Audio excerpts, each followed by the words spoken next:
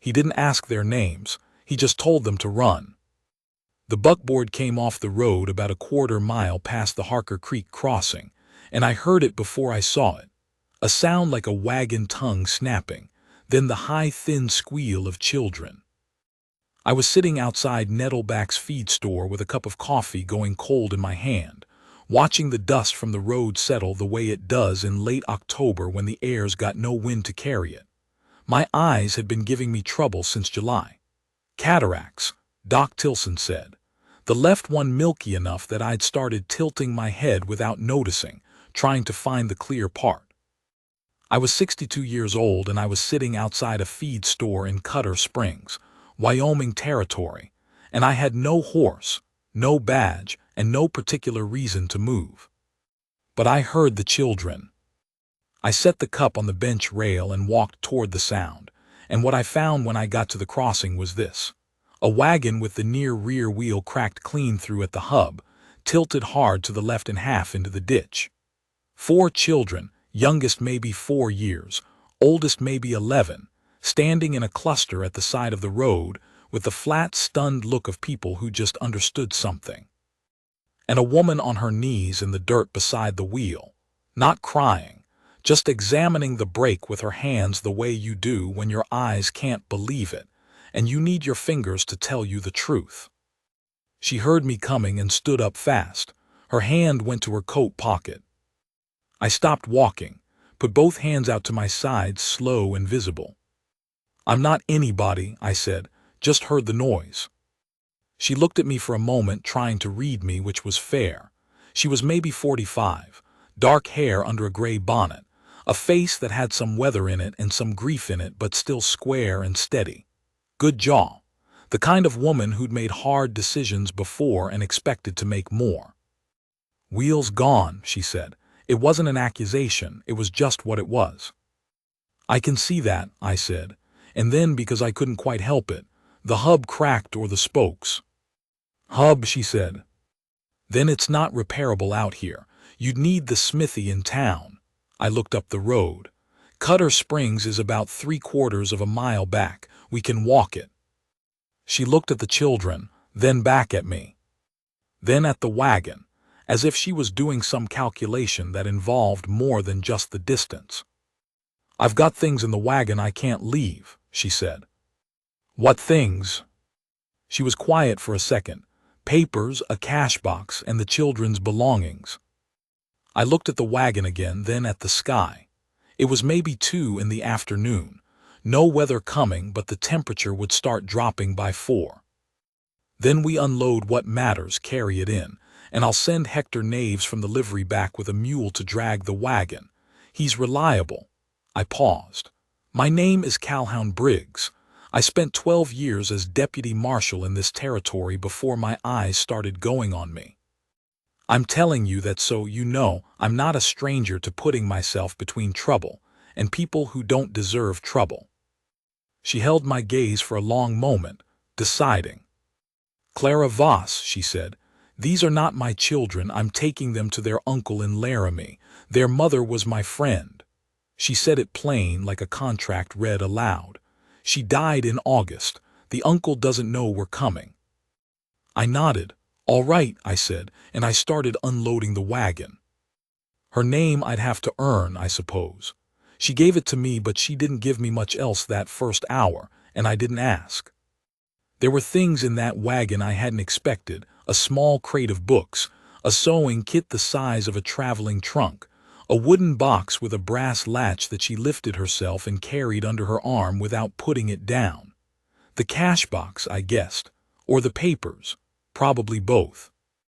The children were quiet in that particular way that children go quiet when the adults around them are working at something serious. The oldest one, a boy named, I would learn later, Edgar, carried his own bundle without being asked. The 2 girls behind him each had a satchel. The youngest, a boy small enough that his coat came down past his knees, stood watching me with enormous dark eyes until I handed him a rolled-up quilt to carry, which seemed to give him something to do with his arms and his worry. Clara Voss didn't say thank you when I picked things up. She didn't look away when I grunted at the weight of the toolbox. She just kept moving, efficient, like a woman who knew time was a resource and wasting it on pleasantries was a cost she'd already calculated and rejected. I appreciated that. I'd spent enough years around people who expected gratitude to feel owed, and around people who only offered it because silence made them uncomfortable. Silence didn't seem to trouble Clara Voss at all. We made Cutter Springs in about 40 minutes with the loads we were carrying. I took us to Nave's livery first, arranged the mule and the recovery, paid for it out of my own pocket. She started to protest, and I said, "Save it for Laramie," and she closed her mouth and filed that away.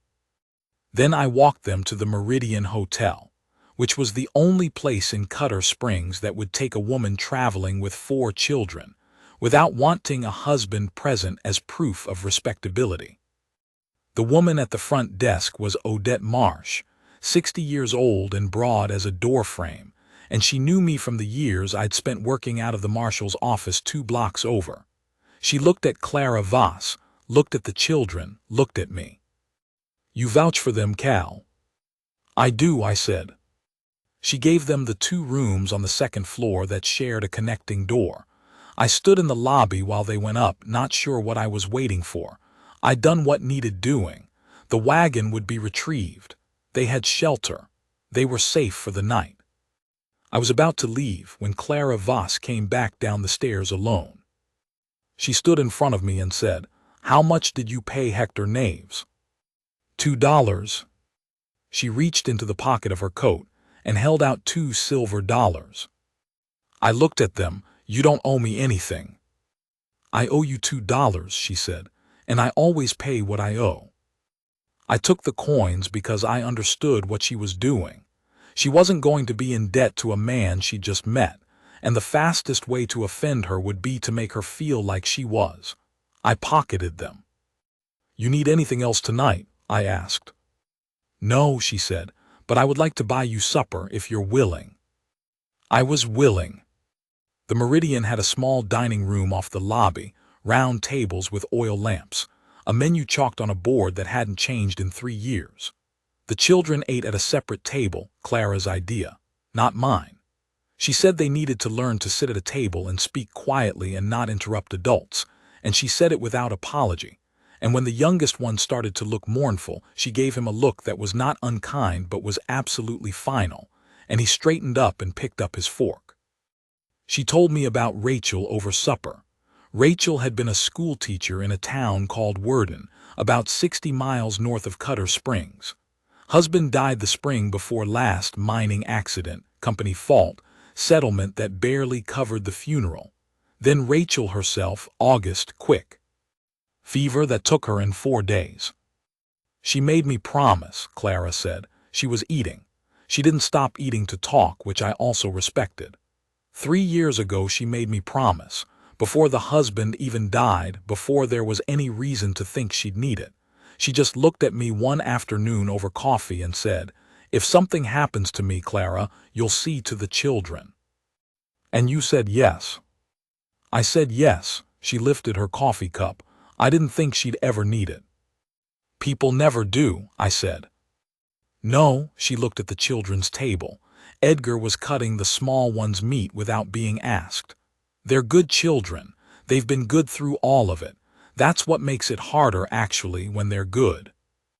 I knew what she meant, though I'd never had children. I'd watched enough of the aftermath of hard things in this territory to understand that the good ones, the ones who didn't fall apart, carried their grief inward in a way that was both admirable and quietly terrible. "You're taking them to a man you've never met," I said. "Robert Foote, Rachel's brother. She said he was a decent man and she trusted him. A freighter, works out of Laramie. She said he'd always wanted children of his own but never married." "You're trusting her word on a man you've never seen." "I trusted her word on everything for 15 years, she said. "I'm not about to stop now." There was something in the way she said it, flat and certain, the way a good river runner talks about the current, not with bravado but just with knowledge, that settled in my chest and sat there. "What happens when you've delivered them?" I asked. She looked at me across the table. Her eyes were a kind of hazel that picked up the lamplight, not in a dramatic way, just in the way that brown and green do when there's warm light close by. "I go back to Worden," she said. "I have a house there, a garden. I run the lending library, small one, but it's mine." "That's a good life," I said. "It is," she said, without self-pity and without the little defensive edge people sometimes put on a statement like that when they're not quite sure they believe it. She meant it. I walked them up to the rooms after supper, helped Edgar figure out the stiff latch on the connecting door, and then I stood in the hallway feeling, for the first time in about 8 months, like a man who'd been useful. "You'll want to get an early start," I said. "Stage to Laramie leaves at 6 from the depot. I'd get tickets tonight." She was standing in the doorway. "Will the smithy have the wheel repaired by morning?" "By 9 maybe, not by 6. She considered. "Then we'll take the stage and arrange to have the wagon sent on by freight." I nodded. It was the practical decision. She'd made it in about 4 seconds. "Calhoun," she said. It had been a while since anyone used my full name. My mother had used it, my old supervisor in the marshal's office. Nobody in Cutter Springs called me anything but Cal, and most of them had stopped calling me much at all. "Yes," I said. "Thank you for today," she said. "I mean that simply, not as a form of words." "I know you do," I said. I went back to my room at Dolan's boarding house, 2 blocks up the back stairs, past the widow who owned the place and who always had a question for me about the weather, and I lay down on the narrow bed and looked at the ceiling for a while. I'd been living in Cutter Springs since the marshal's office let me go. Not fired, that's not how it worked. They just stopped assigning me cases and I'd stopped asking for them, and eventually I turned in the badge and nobody made a ceremony of it. My eyes were the reason they gave, and my eyes were part of it. But there was also just the accumulated weight of years of a job that takes and takes, and eventually you look around, and you've given everything you had, and all you've got left is the habit of looking for trouble before trouble finds you. It's not a bad thing to have.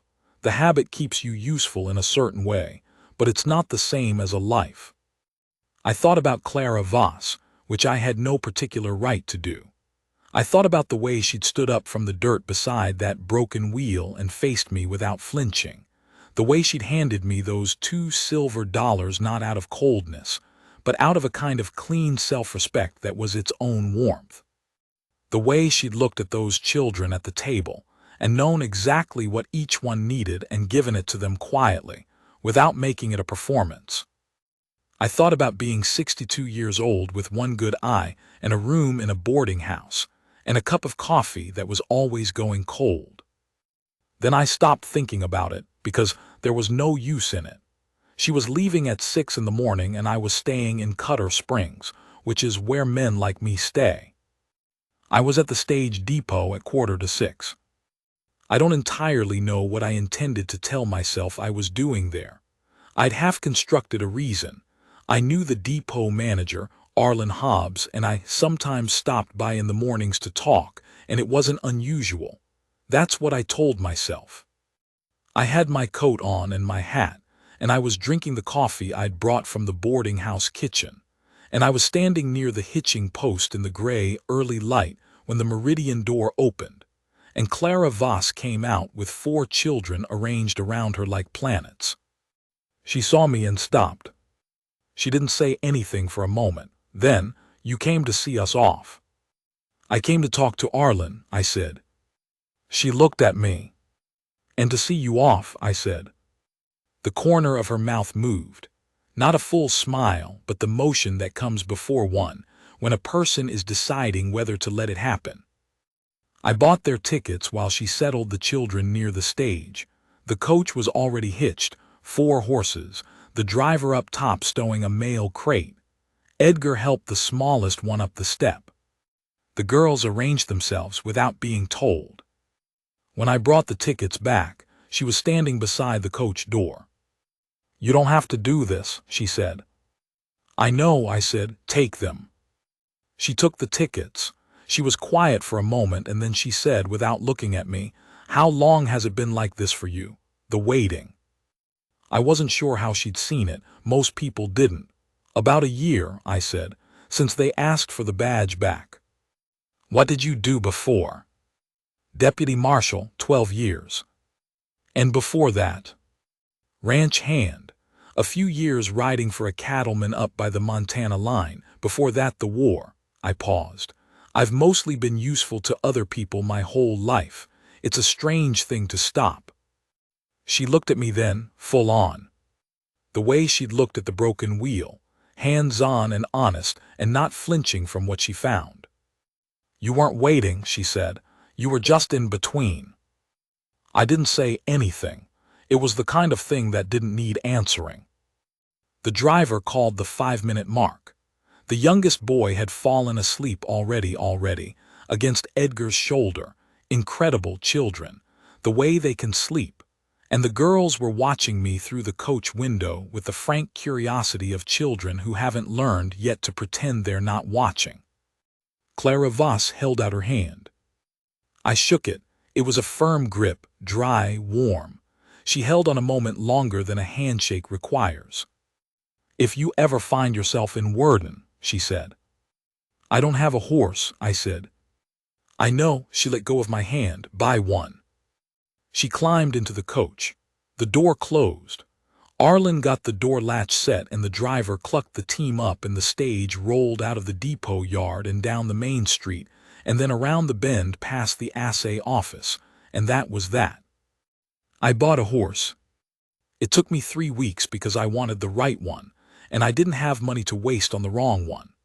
Hector Naves had a roan gelding coming in from a ranch sale up near Glenrock. 7 years old, good feet, no bad habits, and I put money on him before I'd even seen him because Hector's eye for horses was better than mine had ever been, bad eyes or no. I also wrote a letter. Clara had given me her address in Worden. She'd pressed a card into my hand when she handed me the $2, not mentioning it, as if it were simply part of the transaction.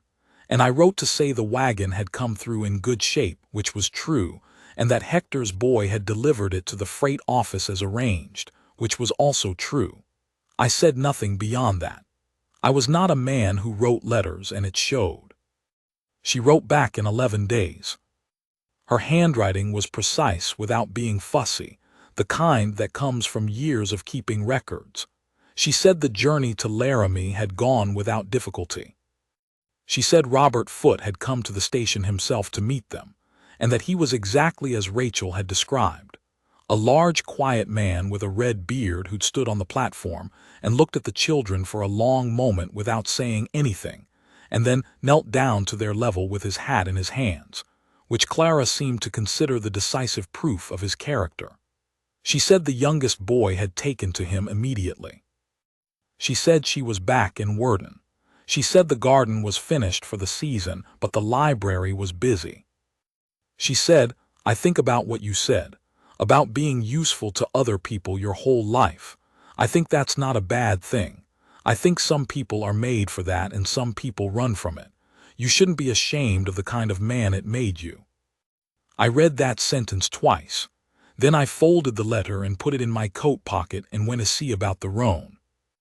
The ride to Worden took me 2 days, with one night at a trail camp outside a town called Meridian. Not the same Meridian, just the name they gave to the creek there, which was muddy and slow.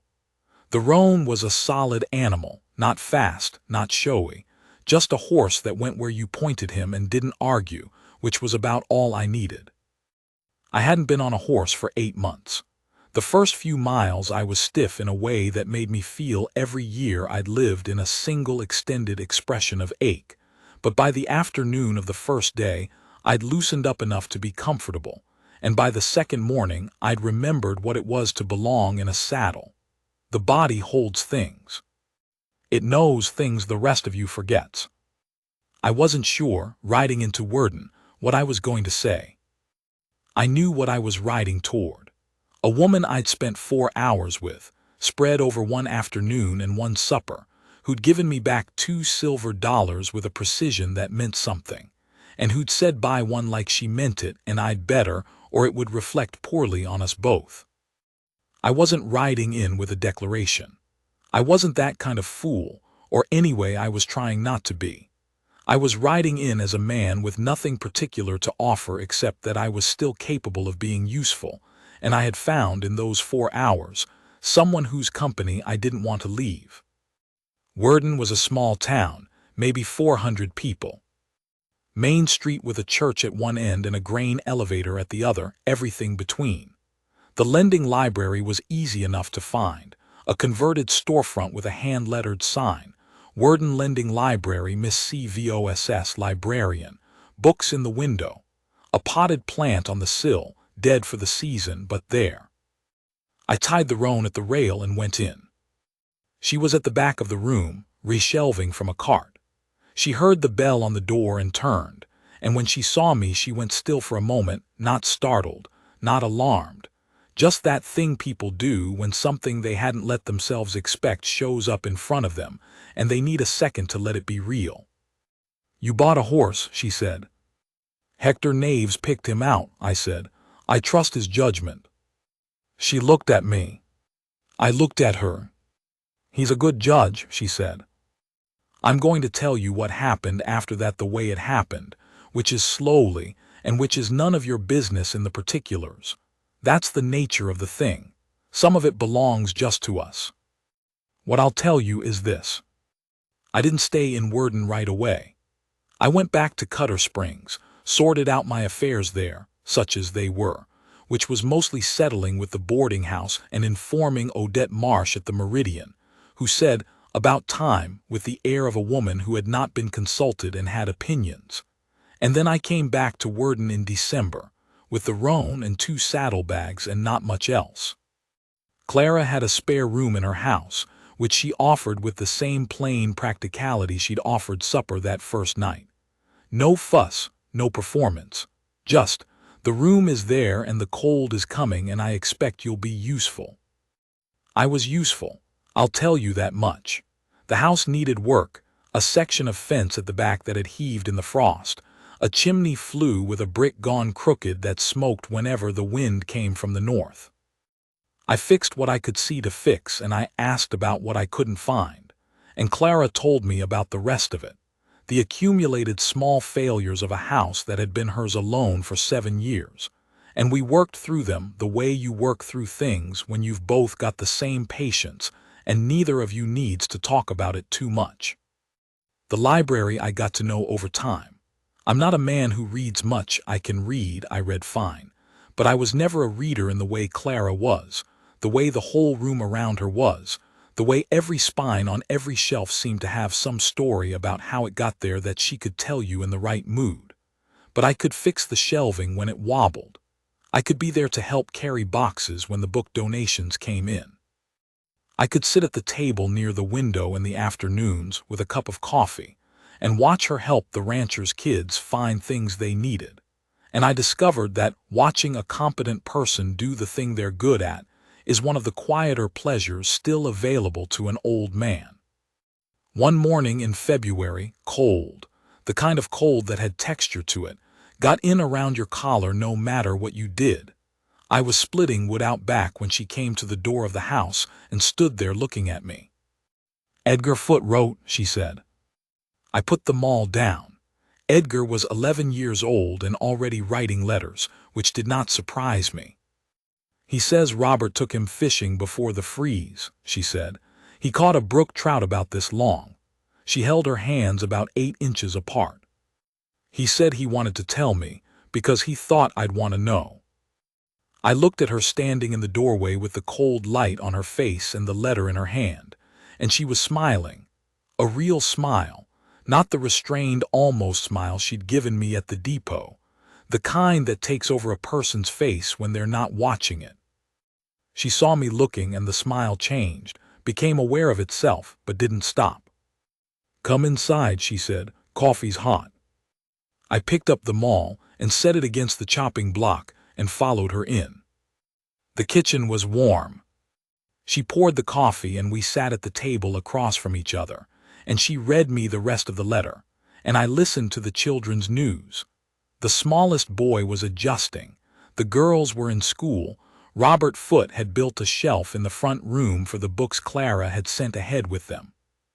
When she finished, she folded the letter and set it on the table between us. "You're wondering," she said, "whether I'm at peace with it." I hadn't been wondering that exactly. I'd been thinking about something else. But I said, "Are you?" "Yes," she said, and then, after a moment, "It was the right thing, but the right thing can still cost something. I think that's what Rachel knew. That's why she asked me instead of somebody who would have done it cheap." She picked up her coffee cup. "She asked the right woman," I said. Clara looked at me.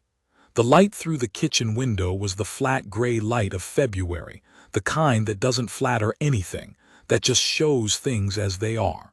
She had some lines around her eyes. Her hands around the cup were a working woman's hands, strong and not particularly gentle-looking. I had been many things in my life: a ranch hand, a soldier, a lawman, a man with one good eye sitting outside a feed store watching dust settle. I had protected people I would never see again, made a difference in situations I'd be forgotten from inside a month. I was 62 years old and I had found, against what seemed like reasonable expectations, something better than that. "I'm glad you found us," I said. "That road." She didn't move for a moment. Then she set the cup down and she reached across the table and she put her hand on mine, flat, warm, the way she'd shaken my hand at the depot, firm and real, and she left it there. "I'm glad too," she said.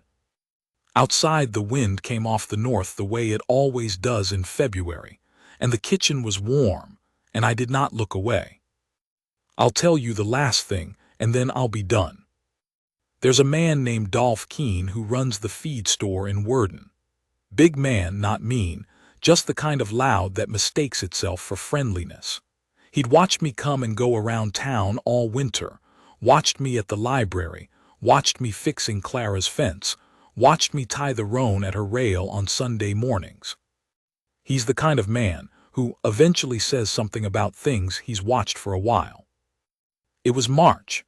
I was coming out of the hardware store with a box of square nails when Keene came across the street at me, with the specific walk of a man who's made up his mind to have a word. He stopped in front of me. He's 60 maybe, my age, when a fat in the belly, which happens. "You're the man staying out at Clara Voss's place," he said. "I am," I said.